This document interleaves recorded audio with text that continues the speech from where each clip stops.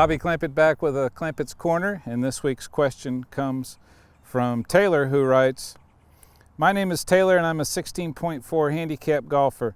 I'm struggling to hit 4 inches in front of the golf ball consistently, and I also struggle to have a loose grip pressure.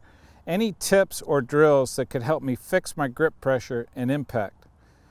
So Taylor, you bring up two questions that we get a lot of. How to get the 4-inch in front swing bottom.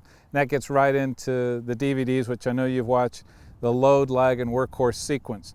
What we haven't talked a lot about is grip pressure and what is the keys to grip pressure. So if you want to have maximum load, and remember, anytime you increase load, you increase lag, and you increase workhorse, either one of those, individually or collectively, work together to move the swing bottom further forward.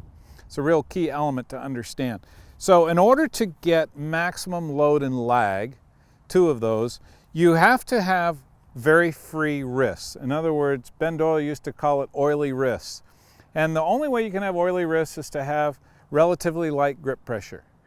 And if the club is slipping out of your hands, then we need to look at your grip and figure out why the grip is slipping out of your hands. Could be you need new grips, which I replace my grips about 4 times a year, or you need to change your grip slightly so that you're holding it more in the fingers and getting control of the golf club.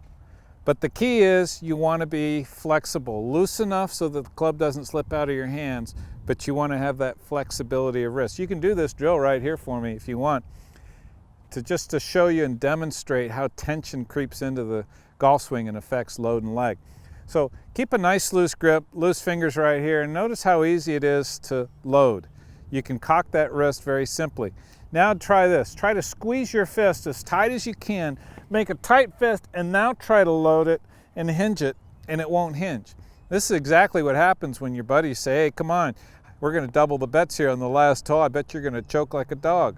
Well, that's what happens. You start getting real tight, and you lose the load and lag, your swing bottom gets behind the ball, and you know what else happens. You dig into your wallet and pay off your bets. Next time, keep and focus on a loose grip. Keep that real freedom in your hands. That's the oiliness of the load and lag factor. Increasing load and lag will move the swing bottom further forward and improve your ball striking, guaranteed. Thanks for your question this week. We'll see you next week on Clampett's Corner.